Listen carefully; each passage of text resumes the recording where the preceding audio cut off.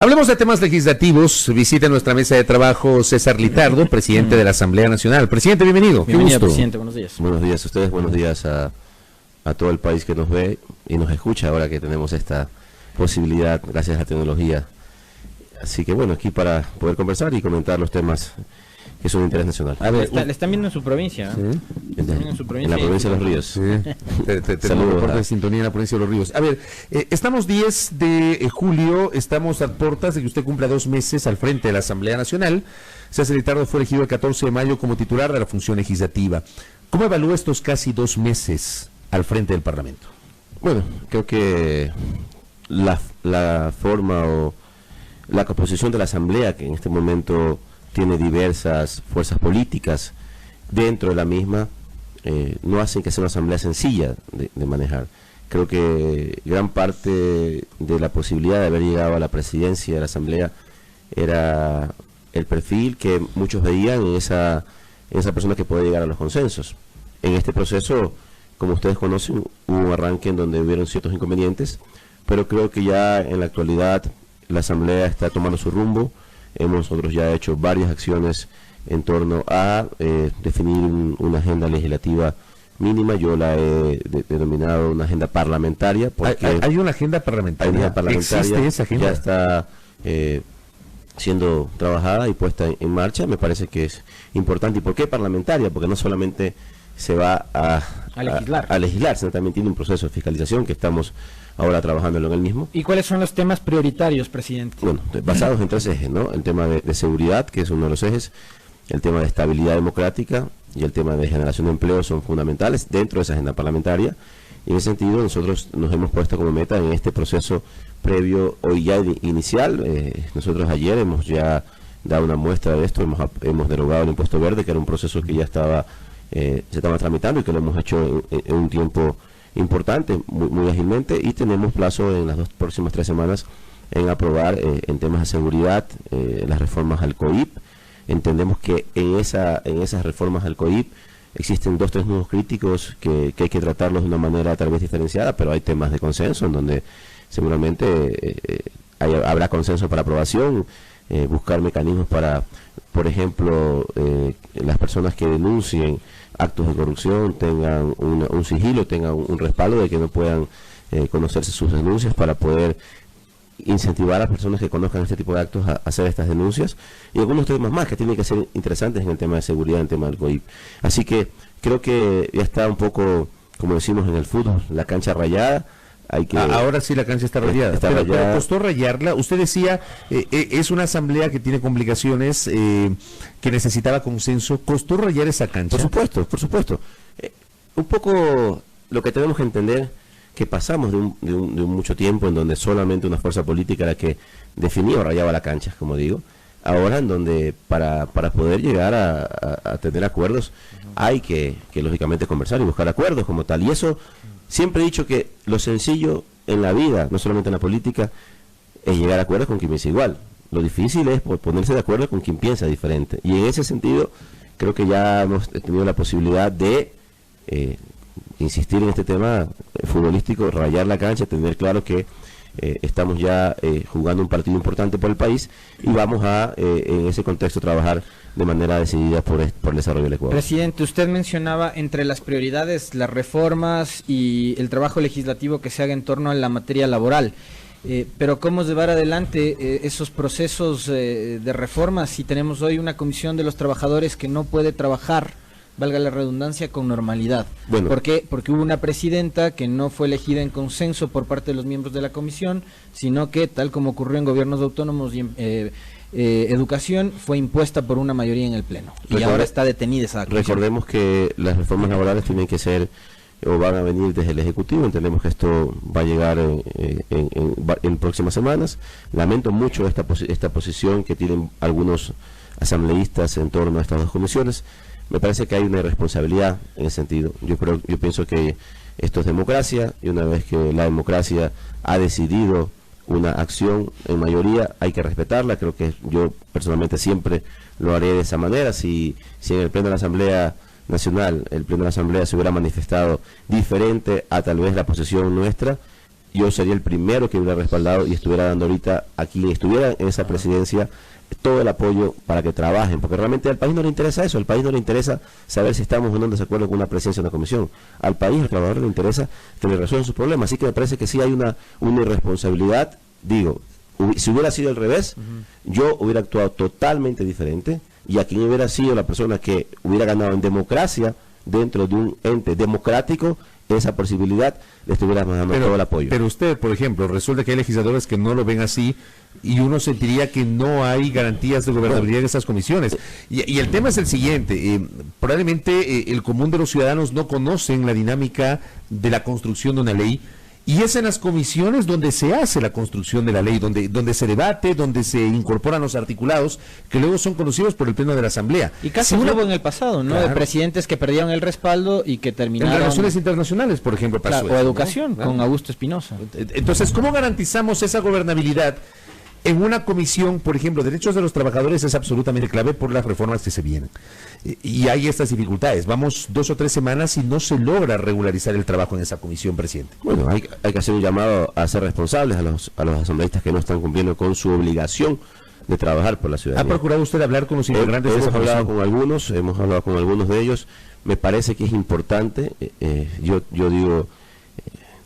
más allá de las personas, siempre es más importante los resultados ciudadanos, y en ese contexto creo que sí hay una clara irresponsabilidad. Vamos a insistir en este tema, me parece que sí, hay que insistir, y también ustedes, un poco, la ciudadanía también tiene que estar, un poco conociendo de esto, ¿no? Yo entiendo, tal vez, y lo están llevando al tema personal, sí, sí. No cuando es un tema netamente legislativo, en donde en la vida uno tiene que adaptarse a las situaciones, insisto. Esta asamblea es una asamblea que tiene una característica natural, es un ente político democrático, en donde las mayorías son quienes definen el rumbo a seguir en torno a los procesos que se manejan internamente. Pero considerando eso precisamente, presidente, viendo que la asamblea está compuesta por legisladores, los legisladores son como cualquier ser humano, tienen afinidades, tienen empatías, pero responden a la ciudadanía, antipatías, sí, y debe responder a la ciudadanía. Pero también, y si no están trabajando, la ciudadanía también tiene que conocer que hay asambleístas que no están cumpliendo con su trabajo y que hay una obligación de trabajar y servir por la ciudadanía. Sí, estamos de acuerdo, pero yo le insisto, no dejan de ser ciudadanos comunes y corrientes que piensan y que sienten, y probablemente una mayoría en esa comisión siente que no era lo más adecuado elegir a una persona que fue tan cuestionada antes por gente que ahora pacta con ustedes. Creo cuestionaba todo el tiempo a María José Carrión, y resulta que ellos terminan poniéndola de presidenta de los trabajadores.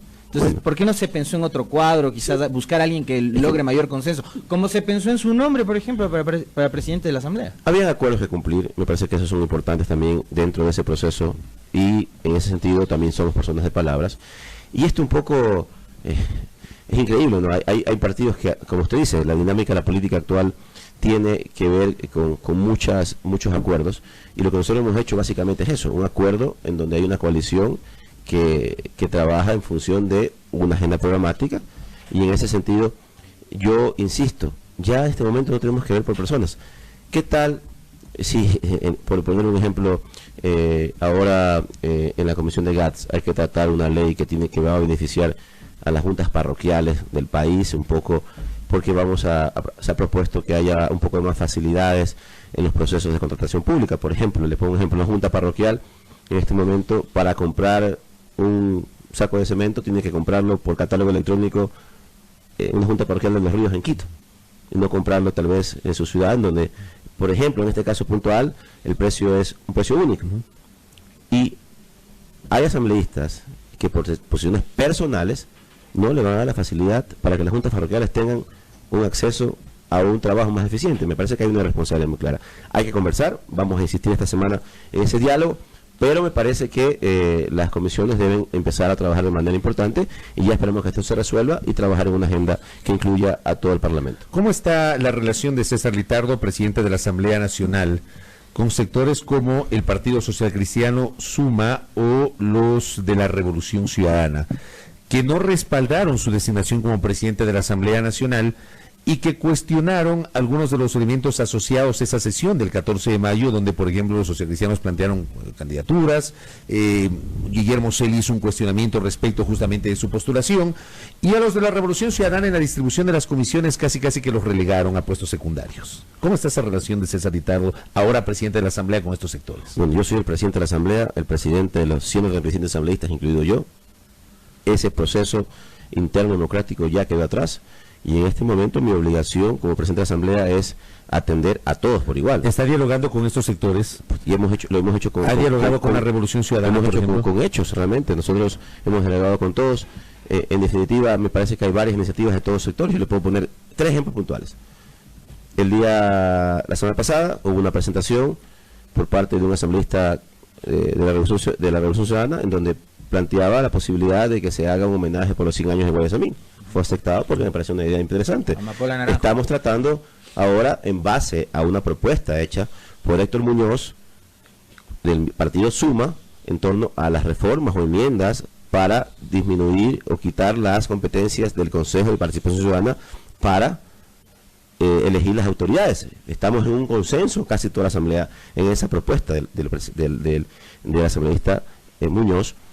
Hay una agenda, y que incluso el día lunes tendré unas reuniones con algunos asambleístas sociocristianos en función de una agenda por leyes en pro de la seguridad ciudadana. Vamos a apoyar esas iniciativas. Nosotros somos una asamblea o una presidencia de puertas abiertas. El día de ayer hemos aprobado una derogatoria del impuesto verde que nació de la bancada de Creo. Es decir, cada bloque o cada sector político de la Asamblea va a tener su espacio en función de que las propuestas que hagan sean en beneficio del país y tengan el consenso mayoritario de la Asamblea. Esa es un poco la política que hemos aplicado, porque en definitiva la gente quiere más consenso, menos conflictos, quiere que la Asamblea tenga una política de trabajo en donde la política genere desarrollo para el país, y eso es un poco lo que buscamos. A propósito del debate del día de ayer sobre la derogatoria del impuesto verde, presidente, hubo un impasse, ¿no? Un desencuentro entre el asambleísta Eliseo Azuero y Carlos Viteri. Tengo entendido que la bancada de la Revolución Ciudadana va a presentar una denuncia en contra del asambleísta Azuero, basado en lo que establece el artículo 165 de la Ley Orgánica de la Función Legislativa, como causal de sanción a quienes se expresen en términos ofensivos. ¿El CAL va a dar trámite a esa denuncia? Esperemos que llegue la denuncia. Yo el día de ayer también pude hablar con el asambleísta Azuero y decirle un poco que me parece que el debate hay que manejarlo siempre en el respeto dentro del pleno como tal. ¿Hubo un exceso ayer? Me parece que tal vez pudo haber un exceso. Realmente yo en ese momento estaba ingresando al pleno, estaba recién terminando un par de gestiones en temas de agenda que tenía previstas, pero en definitiva hemos tenido una insistencia con todos los asambleístas, y yo también trato siempre de hablar en el sentido que pues estos conflictos no te generan ningún tipo de beneficios, que en el marco del respeto, en el marco de las diferencias políticas, ideológicas, el debate tiene que darse en un pleno de la Asamblea. El pleno de la Asamblea es, en cualquier país del mundo, un ente netamente de discusión, es el Parlamento. Entonces se entiende que hay que hablar, hay que discutir, hay que tener una posibilidad de generar posiciones, pero dentro del marco de respeto, que es el que nosotros llamamos siempre en la Asamblea Nacional. Presidente César Littardo, ¿tiene usted alguna posición específica sobre la posibilidad de enjuiciar políticamente al presidente del Consejo de Participación Ciudadana y Control Social? Bueno, yo esto ya lo he declarado públicamente. Me parece que esto hay que dividirlo en 2 etapas, ¿no? Primero, recién el día de ayer ingresó la solicitud de juicio político que ha hecho el asambleísta Villamar. He pedido que, bueno, primero el procesamiento correcto es que la Unidad Técnica Legislativa en la Asamblea haga una revisión si es cumple o no.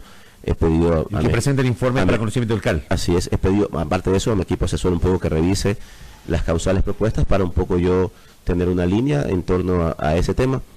Pero, y después de eso, nosotros, no solamente yo como presidente, sino nuestro bloque va a tomar una postura. Si es que en las causales se encuentran evidentes incumplimientos de sus funciones, apoyaríamos nosotros este proceso de juicio político, ya lo he hecho públicamente. Ahora sí, el otro proceso es ese rechazo o ese llamado de atención que hacemos como primer poder del Estado a una persona que tiene una obligación constitucional y legal de comparecer a la Asamblea cuando la Asamblea lo requiera, porque es sujeto de control político.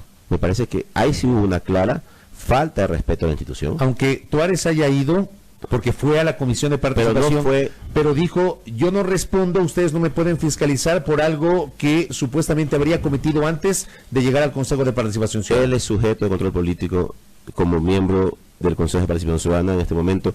Eso lo dice la Constitución o la ley. Y no estaba siendo sometido a juicio político. Me parece que ahí también hubo una mala interpretación. Una comparecencia, le estaban solicitando. Son dos cosas muy diferentes. El juicio político tiene un camino y esto es una comparecencia en donde todos quienes tienen la posibilidad de ser sujetos a control político tienen que acudir a la Asamblea Nacional en el marco del respeto y a cumplir el protocolo que tiene que hacerse, entregar la documentación que tenga que entregarse y esto se evidencia. Entiendo que el día de ayer o antes de ayer ha enviado un documento solicitando ser recibido nuevamente en comparecencia para ampliar su versión. O sea, me parece que estuvo mal asesorado, me parece que para ampliar su versión. Sí, entonces ahí un poco demuestra. Pero si no dijo nada el otro día. Bueno, entonces ahí un poco usted saca sus conclusiones. Pero me parece que sí hubo un claro y respeto a la Asamblea y que como presidente yo he dicho muy claramente que esas acciones no las vamos a permitir. Y ahora que estamos hablando del Consejo de Participación, presidente, esta semana usted se reunió el día lunes en horas de la tarde con los jefes de todas las bancadas, ¿no? Para definir y establecer el camino, la vía mediante la cual se podría reformar la Constitución y ver qué se hace con el Consejo de Participación. Y ahí dijo algo que a mí en lo particular me sorprendió, que es el del tema del consenso entre bancadas para no eliminar la figura del Consejo, sino limitar únicamente sus competencias. No eliminar el Consejo, pero limitar sus competencias. Me imagino yo que la joya de la corona es la designación de autoridades, que esas regresen a la Asamblea Nacional.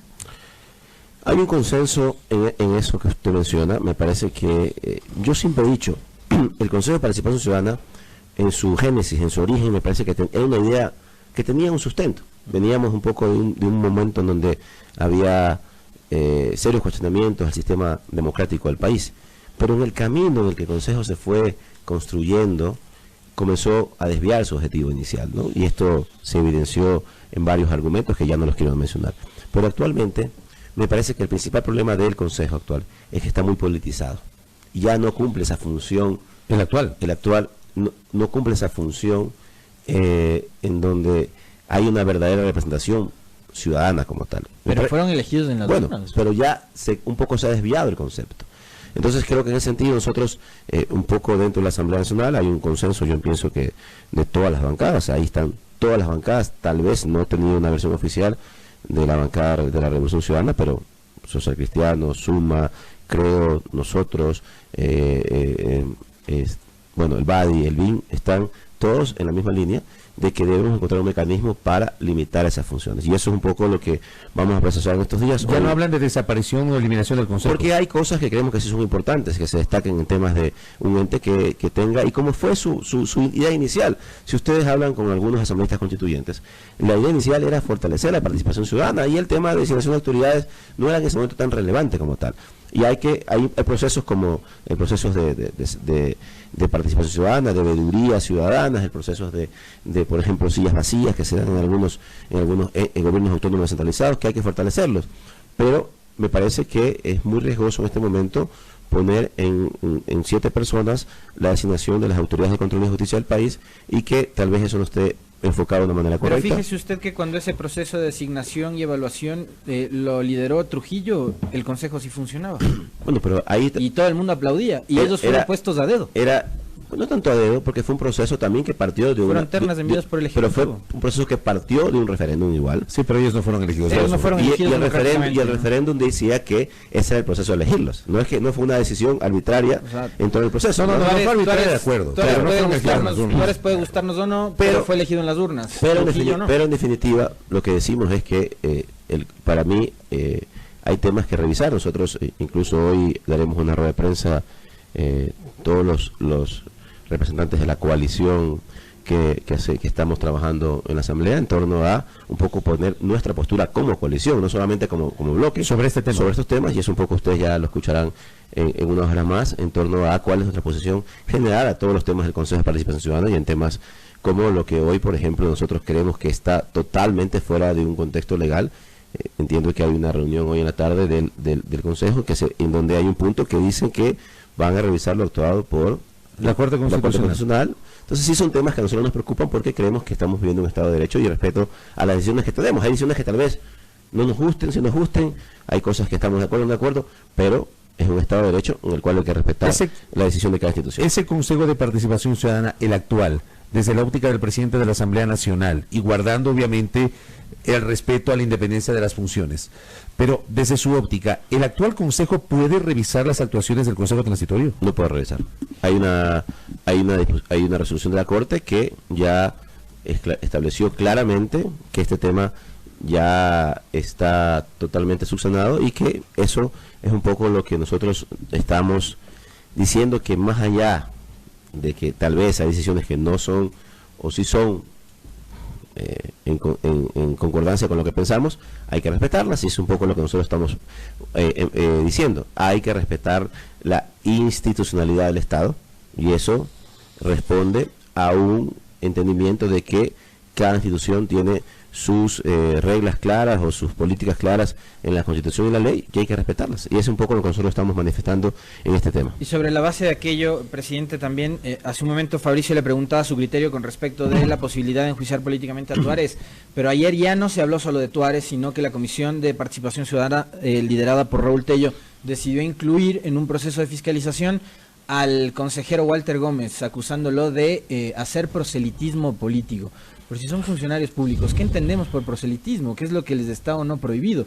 Ustedes como legisladores, cuando van a sus provincias, lo primero que hacen es reunirse con sus simpatizantes, con sus adherentes, con su gente, están haciendo política en territorio. Son dos contextos diferentes, ¿no? Entendamos que un poco, no conozco a profundidad, yo también me enteré ayer, hablé con la Asamblea de ellos, también estoy esperando que nos entregue un poco la base de este proceso, tal vez de un juicio político. No conozco a profundidad los detalles de cuáles serán las causales, en este caso que usted menciona del consejero Gómez, pero un poco yo tengo una claridad en el tema de cómo era el proceso para elegir los consejeros en este caso, porque yo fui vicepresidente de la comisión vocacional que hizo la ley para poder... Eso, las reformas a la ley del Consejo de Participación posteriores a la consulta popular. Entonces tengo un poco de claridad, y un poco lo que se buscaba en este proceso era que esto sea un tema netamente participativo ciudadano, un poco alejado de los temas políticos.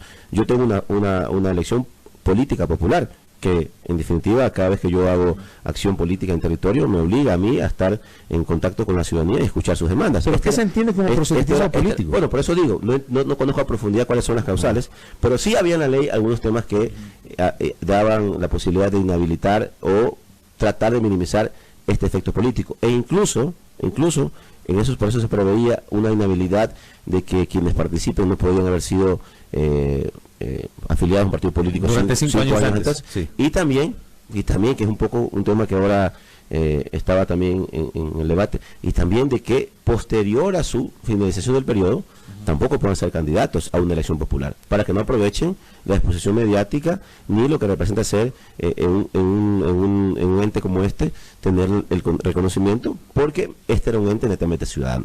Es un poco el concepto. Ahora, los detalles de lo que se trató ayer en la Comisión de Participación Ciudadana los tengo como un elemento para poder hacer un juicio, pero ya un poco lo que digo es que el contexto general es este, entendiendo que es un ente diferente a un ente político. A mí me ha causado inquietud, con todo respeto, señor presidente, la parte donde usted dice que este consejo sea politizado.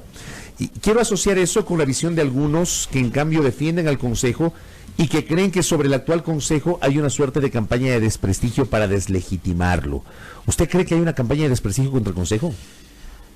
Yo lo que pienso es que ha habido mucha polémica generada desde los mismos algunos consejeros como tal. O sea, hay algunas acciones que no han sido acciones que son un poco correctas. Yo insisto, soy muy respetuoso de las instituciones. Yo realmente creo que tengo esa convicción de pensar siempre en esa política de independencia, y me parece que hay cosas que el mismo consejo o algunos consejeros, no quiero generalizar, han generado algún tipo de polémica por algún accionar que no es el correcto. O sea, ver cómo, por ejemplo, en la comparecencia del señor Tuárez a la Asamblea, que debe ser una comparecencia sencilla, tranquila, sin ningún tipo de contratiempos, me parece que no hay ningún riesgo, más bien es un proceso normal.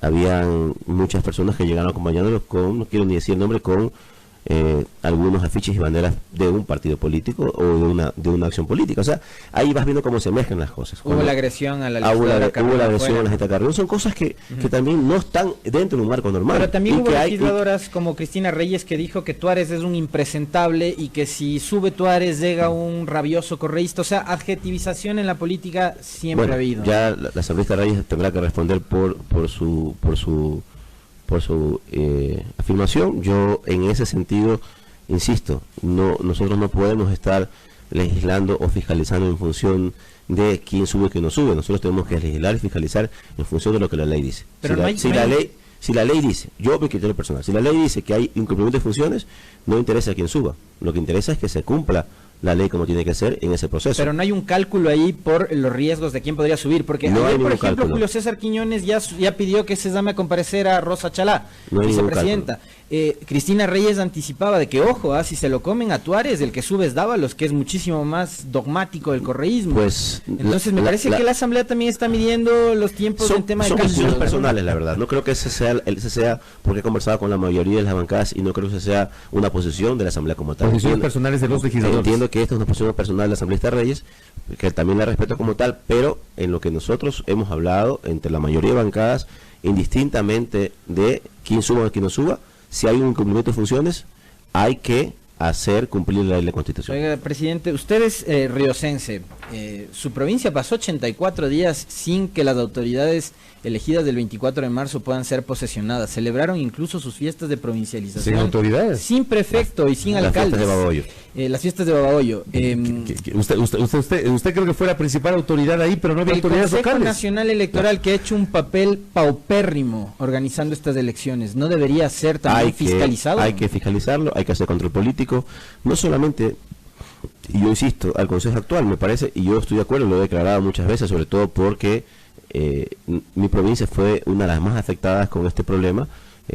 Yo tuve la posibilidad de estar en la fundación de la capital de nuestra provincia, y como usted dice, con autoridades prorrogadas, sin autoridades como tal, hubieron problemas, fueron más de 80 días, e incluso hubo algún inconveniente cuando a fin de mes no había quien pueda pagar los roles de pago en los municipios, quien pague los servicios básicos de agua potable, los servicios básicos de luz para generar agua potable en las plantas potabilizadoras en las ciudades. Así que sí fue complejo, y personalmente vamos a hacer acción de control político para este proceso, que tiene que ser un proceso en donde tengamos respuestas por qué hubo tantas demoras en los comicios actuales. Y no solamente esto, también hay que revisar si mañana nosotros encontramos dentro de este contexto que hay alguna irregularidad, sí, iniciar procesos de fiscalización más contundentes ante este posible hecho de encontrar algunas irregularidades, porque hay varias denuncias, hay varios temas que quedan en el aire, temas de denuncias de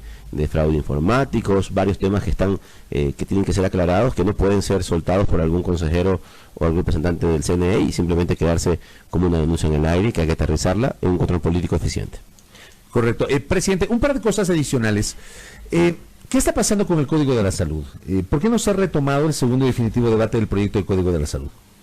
Bueno, el día de ayer tuvimos un taller. Ustedes conocerán que en estos días hubo cambio en esta cartera de Estado. Hemos ayer ya hecho, primero con nuestro bloque, un poco a la interna, la revisión de cuáles son los puntos críticos de este código. La próxima semana ya estamos tratando de hacer una reunión con los jefes de bancadas para discutir y ver en qué temas hay coincidencias. Yo pienso que el código tiene mayoritaria coincidencia, salvo en dos temas, que un poco son el tema del cannabis y el tema del aborto, que son un poco los temas que están en discusión. Yo creo que, y lo hemos propuesto aprobarlo hasta fin de mes, un poco ese es el plan que tenemos. Fines de julio, primera semana de agosto. Eso es un poco la tentativa que hemos quedado ayer en el cronograma, y en vista de, y si es que en ese contexto, en estos dos temas, no hay acuerdos consolidados, lo que haríamos es votarlos por separado de estos dos temas para que sea un poco el pleno quien decida el camino de los mismos. Pero en definitiva, creo que un poco con la proyección, a fines de este mes tendríamos ya el Código de Salud aprobado en el segundo debate. ¿Qué pasa con el proyecto de reformas a la Ley Orgánica de la Función Legislativa? También está en la agenda, hemos revisado, hay un cronograma ya establecido en donde ese proceso lo vamos a hacer un poco similar en todas las leyes, un poco revisarlo, llegar a determinar con las otras bancadas en qué temas estamos de acuerdo. Hay temas en la ley orgánica de la función legislativa que son urgentes de aprobar. Me parece que incluso yo el día de ayer que tuve una reunión con la presidenta de la Comisión de Justicia, le manifestaba incluso que vamos a presentar en estos días una propuesta para regular y reformar la forma como se presentan los cambios de orden del día, que en la actualidad están siendo abusivos, por ejemplo. Hay temas que son importantes que tenemos que regular en el proceso de esta ley, así que en ese sentido también está como una prioridad. Tenemos 3 leyes que son un poco las prioritarias en esta agenda de las próximas 4 semanas. COIP, el Código Orgánico de Salud y la Ley Orgánica de la Función Legislativa, aparte de algunas leyes colaterales que vamos a aprobar para luego del receso legislativo que empezaría el 12 de agosto, si no me equivoco, iniciar ya con un debate centrado 100% en el tema del Código de la Democracia. Presidente, para finalizar, yo sí quisiera que nos haga una lectura y un repaso de cómo se encontró usted administrativamente la Asamblea Nacional a partir de que asume funciones una vez que es elegido presidente de la Asamblea. Yo me imagino que tuvo que poner algunas cosas en orden.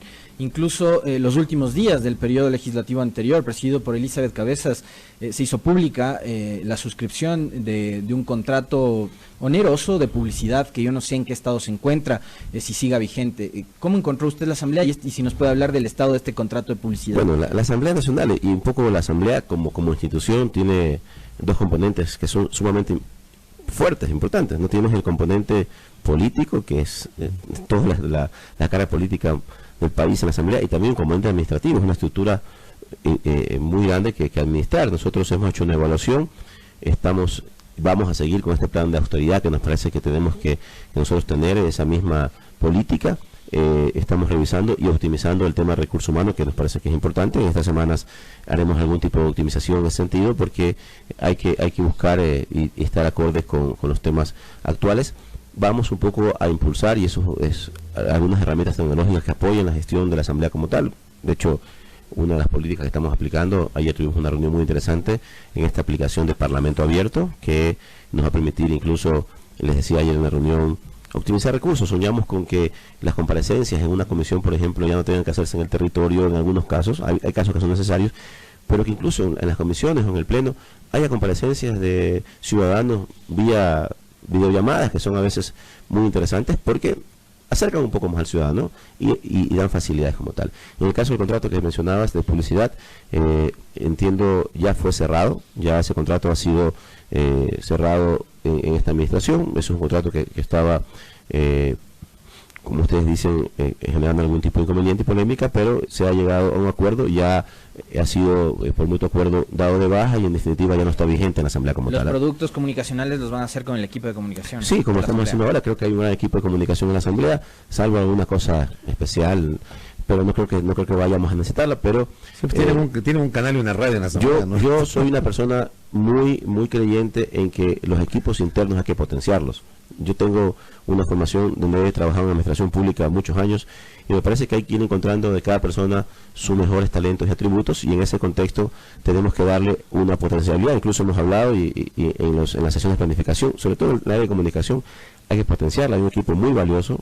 A mí realmente el canal de la Asamblea Nacional y la radio de la Asamblea tienen una parrilla de programas muy buenos, muy interesantes, y que tienen un atributo que tal vez no tengan, con respecto a ustedes, tienen ahí al actor político, claro, todos los días. Entonces, ellos quienes generan la noticia. Entonces hay que potenciarlo, incluso pensar en que haya cobertura nacional, incluso del canal de la legislativa. Uno como periodista que esté en la cobertura legislativa siempre se da cuenta de cuando hay cambios, y me parece que en el tema y el manejo de la comunicación sí los hay. De hecho, que usted aquí esté con nosotros del día de hoy habla bien de eso. Primero, de su espíritu democrático, cosa que no ocurrió en el periodo anterior. Y por otro lado vemos que hay un despacho de comunicación que está trabajando no en la imagen de un legislador o de una legisladora, sino de la institución como tal, y eso creo que sí hay que reconocerlo. Y aquí estaremos las veces que ustedes lo requieran, porque es importante comunicar. Lo ultimísimo, en 30 segundos, me piden que le pregunte, si se da la consulta popular para eliminar el Consejo de Participación Ciudadana, ¿César Ritardo votaría no? Perdón, no entendí. Si se da la consulta popular para eliminar el Consejo de Participación Ciudadana, con base en su criterio que nos expresó de que no debería ir a la eliminación sino a la modificación de funciones, ¿usted votaría que no en esa consulta? Bueno, en ese caso que no, y aparte que me parece que hay que primero definir el mecanismo a seguir.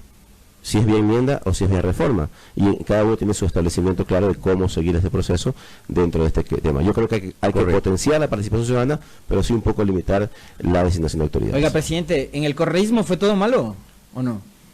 Pues no sé. ¿Cuál es su evaluación de la década anterior? Yo siempre he dicho que este tema inició igualmente con una idea que resumía tal vez la necesidad política en ese momento del país. Pero igual, en el camino hubo mucha desviación de esos conceptos, hubo muchos temas que tuvieron excesos como tal, y ese exceso de confianza lo llevó a un problema mayor en este momento. Para mí el principal problema del correísmo es no reconocer sus errores y no entender que hubieron inconvenientes en esos procesos y que debieron haberse generado cambios y correcciones en su momento para que no ocurran los mismos. Presidente, gracias por el tiempo. Muy amable, presidente, gracias. Gracias a usted. César Litardo, presidente de la Asamblea Nacional, en nuestros micrófonos, 7:38.